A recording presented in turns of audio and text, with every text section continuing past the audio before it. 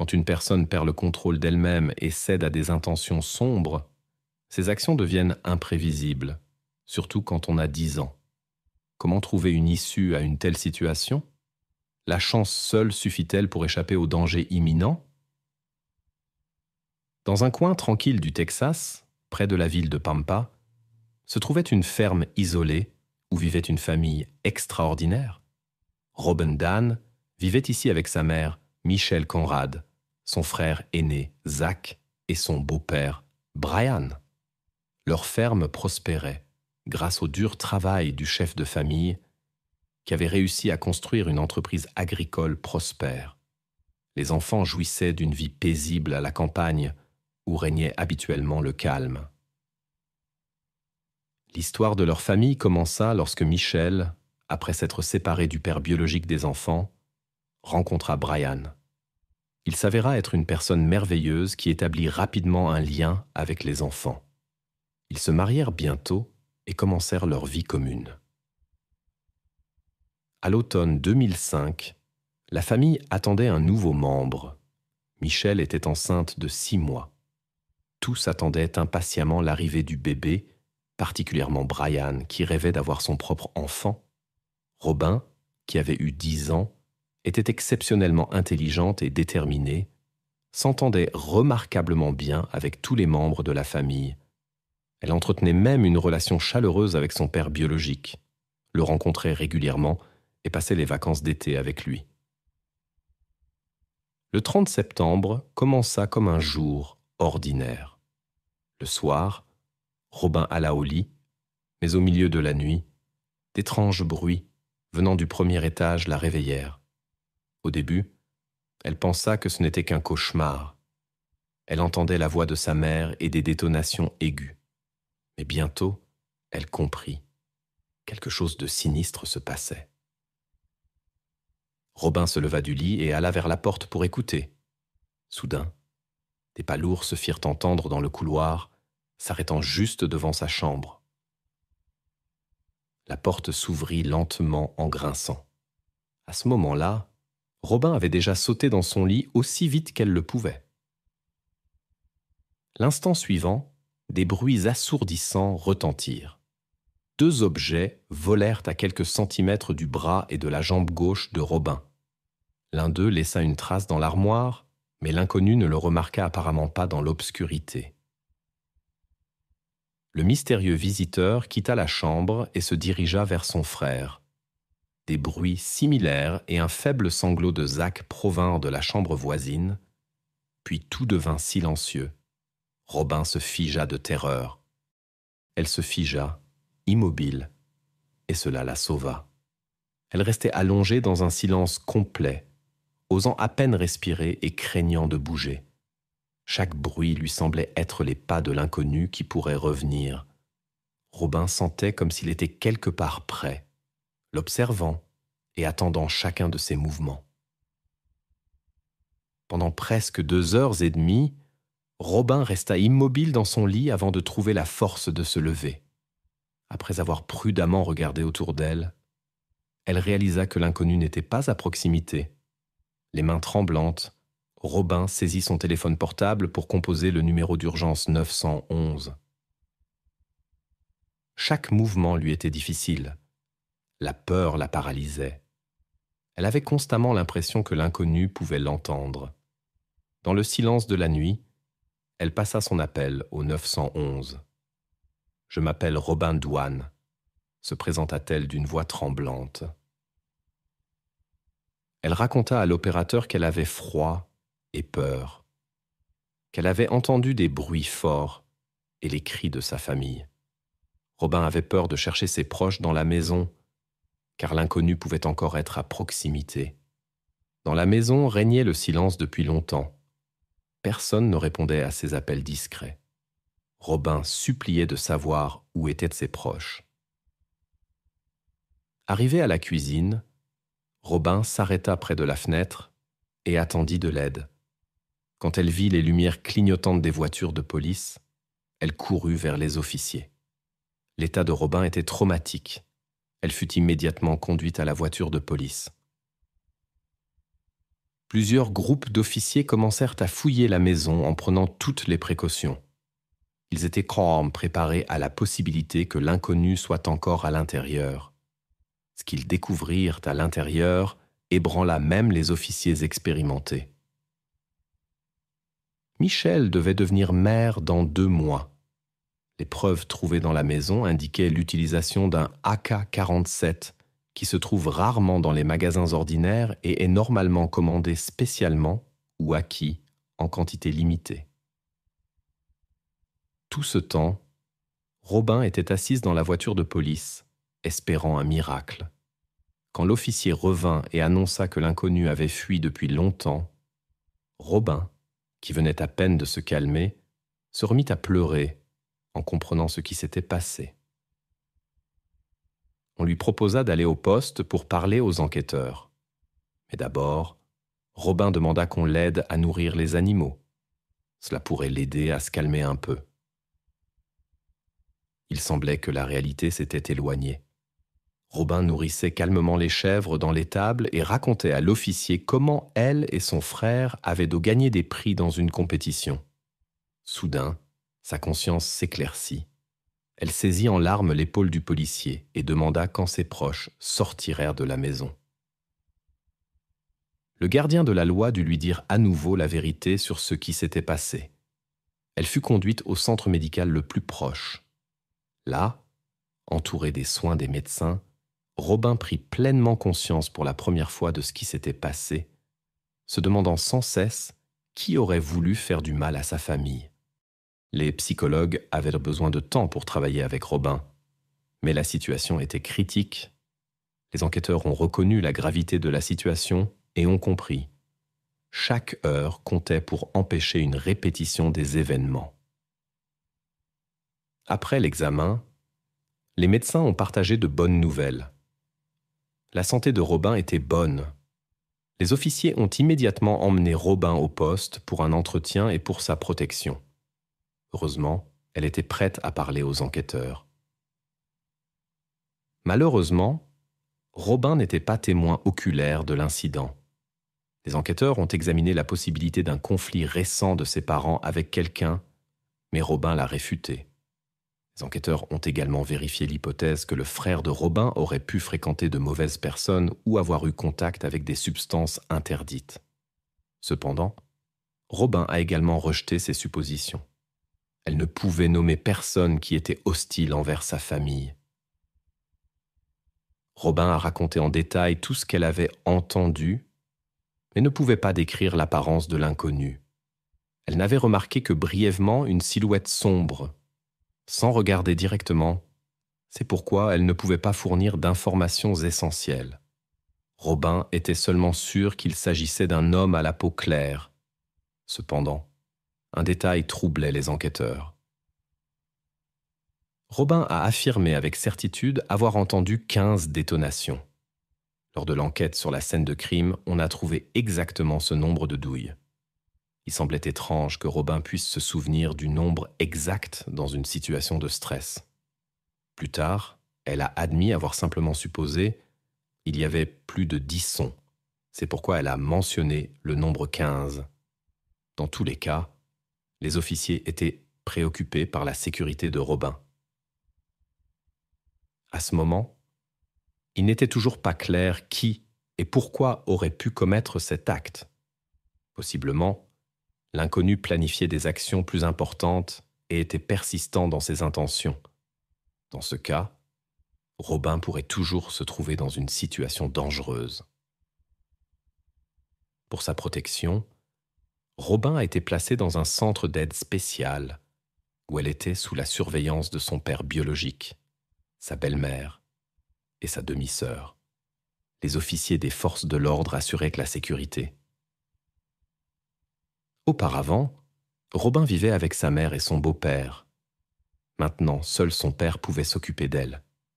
L'homme est venu immédiatement au milieu de la nuit pour chercher sa fille. Après la conversation avec les enquêteurs, ils ont été escortés directement au centre. On a expliqué à Robin la nécessité de toutes les précautions et on lui a demandé de ne pas quitter le territoire du centre. Elle a montré de la compréhension car elle-même craignait une répétition des événements. La seule exception était l'adieu aux proches. Là, elle était accompagnée par les officiers. La cérémonie a rassemblé de nombreux résidents locaux. Beaucoup connaissaient cette famille et en parlaient chaleureusement. L'événement a secoué toute la communauté locale. Une paisible banlieue agricole du Texas a été ébranlée par un événement qui a choqué toute la communauté locale. Pour Robin et des centaines de personnes rassemblées, la cérémonie d'adieu est devenue une dure épreuve. Personne ne pouvait croire ce qui était arrivé à ces bonnes personnes. Les forces de l'ordre ont décidé de profiter de la situation. Les informations sur la cérémonie d'adieu ont été diffusées publiquement. Parmi les nombreuses personnes venues dire adieu à la famille, il y avait des agents civils qui observaient attentivement les événements. Une attention particulière a été portée à la sécurité de Robin, qui était entouré de son père, sa belle-mère et sa demi-sœur. Cependant, rien de suspect n'a été remarqué. À ce moment-là, les experts avaient terminé l'examen de la scène de crime. Des preuves significatives ont été trouvées, des empreintes de chaussures à l'intérieur du bâtiment et des traces de pneus près de la maison. Les spécialistes ont soigneusement documenté toutes les traces trouvées et le profil des pneus. Aucune autre trace biologique du visiteur non invité n'a pu être trouvée. Il utilisait probablement des gants de protection. Des traces d'effraction ont été découvertes sur la porte arrière. Cependant, les objets de valeur sont restés intacts, y compris un portefeuille contenant de l'argent liquide et d'autres objets précieux qui étaient tant visibles. Cela a amené les enquêteurs à penser que l'enrichissement n'était pas l'objectif. Le visiteur non invité a agi méthodiquement et froidement, ce qui excluait la version d'un comportement incontrôlé. Cependant, les victimes n'avaient pas d'adversaire capable d'un tel acte. La vérification de l'environnement familial est restée sans résultat. Tous se sont avérés être des citoyens respectueux de la loi, sans aucun conflit. Le père de Robin se trouvait dans la ville voisine au moment de l'incident, ce que confirma son épouse, qui indiqua que son mari était à la maison. Les spécialistes ont continué d'analyser les preuves recueillies, espérant trouver des indices pour faire avancer l'enquête. Chaque détail pourrait être la clé pour résoudre cet incident. L'enquête dans la petite ville de Pineville, Missouri, aboutissait progressivement à une impasse. L'examen du cercle familial proche n'a révélé aucun suspect potentiel. Cependant, la nature de l'incident suggérait des motifs profondément personnels, peut-être d'anciennes blessures ou des conflits non résolus. L'inquiétude des proches a commencé un jour avant l'incident avec la famille Robin. Ils n'ont pas pu joindre leurs parents toute la journée et lorsqu'ils sont arrivés à la maison le soir, au lieu de l'idylle familiale habituelle, ils ont trouvé des barrières et des rubans de police. Par les voisins, ils ont appris qu'un incident grave s'était produit avec Orly et Don McCool. Le groupe d'enquête travaillait encore sur la scène de crime. Les criminalistes ont interrogé les proches arrivés, mais ceux-ci n'ont pu fournir aucune information pertinente pour la recherche du suspect. Une découverte intéressante fut les douilles d'un calibre inhabituel trouvé dans la maison, d'un AK-47, qui est rare aux États-Unis. Le lendemain, le résident local, M. King, s'est présenté à la police et a signalé un cambriolage dans sa maison. À son retour d'un voyage d'affaires, il a découvert des coffres-forts avec équipements forcés dans sa maison. L'homme avait été absent pendant plusieurs jours. Parmi les objets volés se trouvait précisément un AK-47. Le lien entre les incidents est devenu évident. La vérification a montré M. King avait un alibi solide. Il se trouvait effectivement dans une autre ville. Cependant, d'autres membres de la famille auraient pu avoir accès au coffre-fort. Les caractéristiques techniques des munitions volées correspondaient aux preuves de la maison McCool. Un examen balistique était nécessaire pour confirmation, mais il fallait d'abord trouver l'arme du crime. Toute la famille King a été convoquée pour interrogatoire, sauf une personne, Lévi, le fils du plaignant, qui ne s'est pas présenté. Le jeune homme était en fuite face à la justice. Les proches soupçonnaient sa participation à l'incident. Lévi se distinguait par un caractère particulièrement difficile. L'homme de 23 ans avait déjà eu des problèmes avec la loi. Auparavant, il avait commis une effraction, volé des objets de valeur dans la maison d'un voisin et commis un incendie criminel. Le tribunal l'avait condamné à 14 ans, mais il en avait purgé moins de 3. Peu avant les événements décrits, il était prévu de le transférer dans un autre établissement pénitentiaire.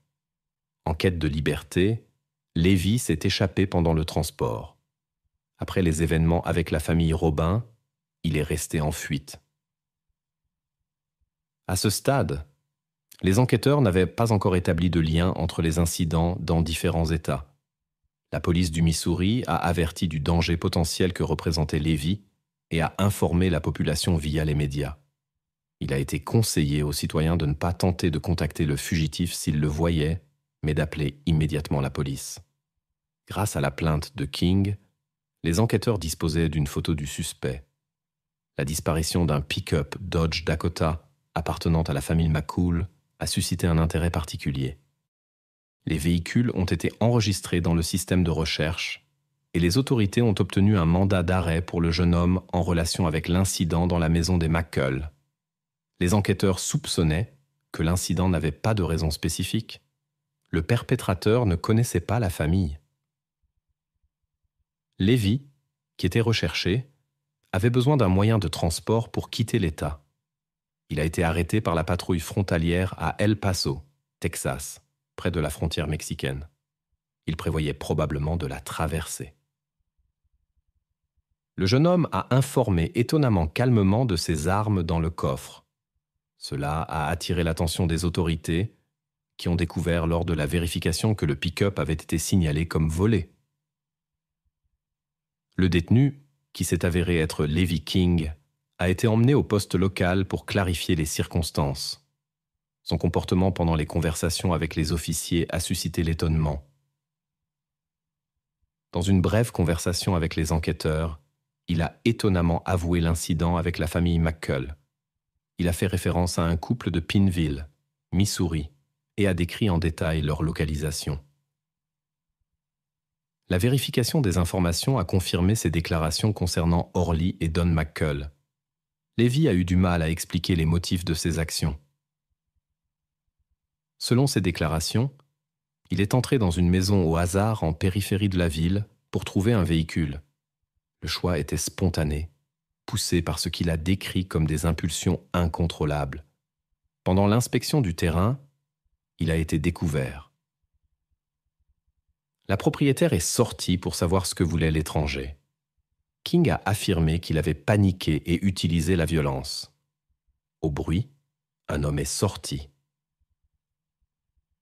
En état de panique, Lévi a perdu le contrôle de la situation et a poursuivi ses actions. Il a été immédiatement emmené au Missouri pour une enquête supplémentaire. Il a confirmé à nouveau sa participation à l'incident avec les McCool. Ensuite, il a pris possession de leur pick-up pour se déplacer. Puis est venue une autre confession, sur sa participation à l'incident avec la famille Robin au Texas. Les détails correspondaient aux preuves trouvées sur la scène du crime. Les mêmes douilles d'un AK-47. Le perpétrateur agissait au rez-de-chaussée quand il a entendu un mouvement à l'étage supérieur. C'était Robin, qui avait été réveillé par le bruit. Sans comprendre la situation, il est monté et a commencé à vérifier les chambres pour éliminer les témoins potentiels. Ensuite, il a pris quelques objets de valeur et a disparu. Les policiers ont contacté leurs collègues au Texas et ont reçu la confirmation de ces déclarations. À ce moment-là, Robin, qui avait miraculeusement échappé au destin tragique, était sous la protection des forces de l'ordre, par crainte d'un possible retour du perpétrateur. Les enquêtes ont donné des résultats. Les enquêteurs ont confirmé leurs soupçons contre Lévi. Finalement, La tension s'est relâchée et le témoin a pu se détendre un peu. Pendant plusieurs jours, elle pouvait à peine dormir d'inquiétude. Le lendemain, les enquêteurs du Texas sont arrivés au commissariat pour récupérer Levi. Pendant le transport, accompagné des forces de l'ordre, il a ouvertement partagé ses sentiments. Selon ses dires, les moments vécus lui procuraient plus de plaisir que toute substance interdite. Même après des heures, il se souvenait encore des odeurs de poudre et de sueur qui lui procuraient une véritable euphorie. Levi a raconté cela sans honte à tous les policiers.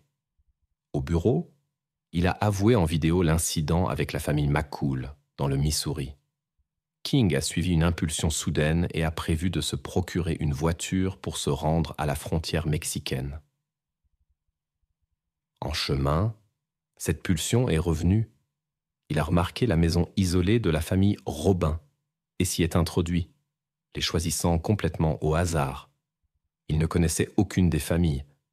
Conscient des graves conséquences, Levi a tenté de fuir au Mexique. Dans le Missouri, il risquait une lourde peine, mais sur les conseils de son avocat, il a accepté un accord avec le procureur. King a été condamné à 2 peines de prison à perpétuité consécutive sans possibilité de libération conditionnelle. Il restait encore des audiences concernant les événements au Texas. Le procureur local a pris une position de principe et a refusé les compromis. Une collaboration avec l'accusation n'était pas envisageable. Le procureur était convaincu des perspectives de succès de l'affaire. Néanmoins, le procès promettait d'être compliqué et long, comme c'est habituel dans ce genre d'affaires.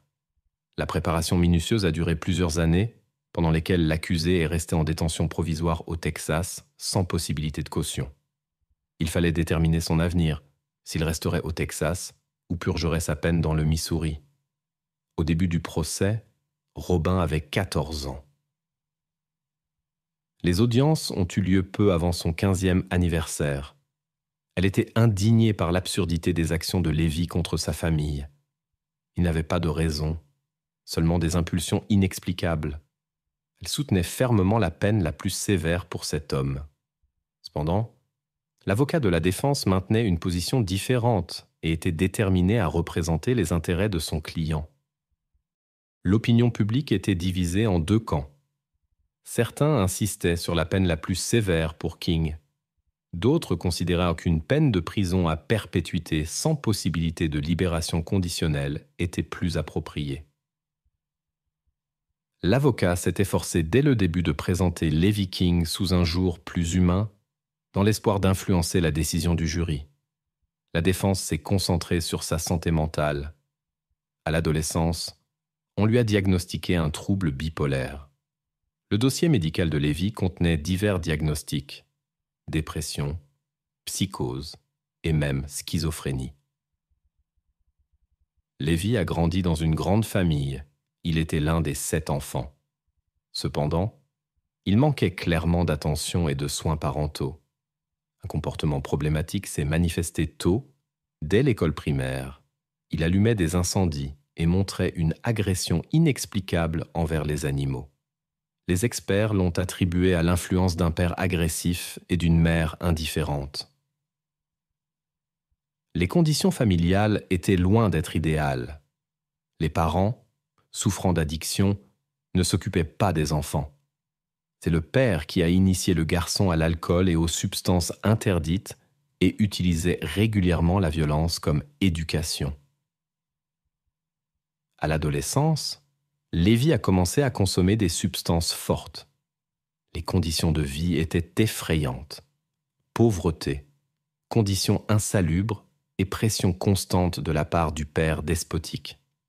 Lorsque les enquêteurs sont entrés pour la première fois dans la maison de Levi, ils ont été choqués par ce qu'ils ont vu. Ils ont été particulièrement impressionnés par un mur avec une collection d'armes blanches et à feu. Il était remarquable qu'il portait des traces de brûlure. Malgré le besoin évident, Levi trouvait toujours les moyens d'acquérir des équipements de tir et des munitions. Cette dangereuse prédilection contredisait clairement la position de la défense, qui le présentait comme une bonne personne victime de circonstances défavorables et d'une enfance difficile. Le ministère public le voyait comme un criminel dangereux, prêt à commettre d'autres infractions. Lors des audiences, on a mentionné ces étranges remarques sur l'odeur de la poudre qu'il avait faite aux enquêteurs lors de son extradition du Missouri. Robin est devenu le témoin principal du procès, étant la seule à avoir survécu à la rencontre avec l'agresseur. Les procédures judiciaires n'ont pas été faciles pour elle. Des années de travail sur la guérison après le traumatisme vécu auraient pu être réduites à néant. Néanmoins, elle était fermement décidée à faire face à la personne qui lui avait pris ses proches. Plus tard, Robin a partagé dans une interview avec des journalistes ses impressions de la première rencontre avec l'accusé dans la salle d'audience. Ce qui l'a le plus choqué était son regard vide et sans vie. Jusqu'à ce moment, elle avait ressenti de forts sentiments négatifs envers cette personne. Mais quand leurs regards se sont croisés, elle a étonnamment ressenti le pardon. Robin a réalisé que sa propre vie était trop précieuse pour gaspiller des sentiments sur quelqu'un qui semblait totalement dépourvu d'émotions. Après avoir appris les détails de sa biographie, elle est arrivée à la conclusion que Lévi ne pouvait simplement pas être différent. Après avoir examiné tous les arguments, les 12 jurés se sont retirés pour délibérer. Ils ont été particulièrement choqués par l'absence de tout motif dans les actions de l'accusé. Tout ce qui s'est passé était le résultat d'actes spontanés et non motivés.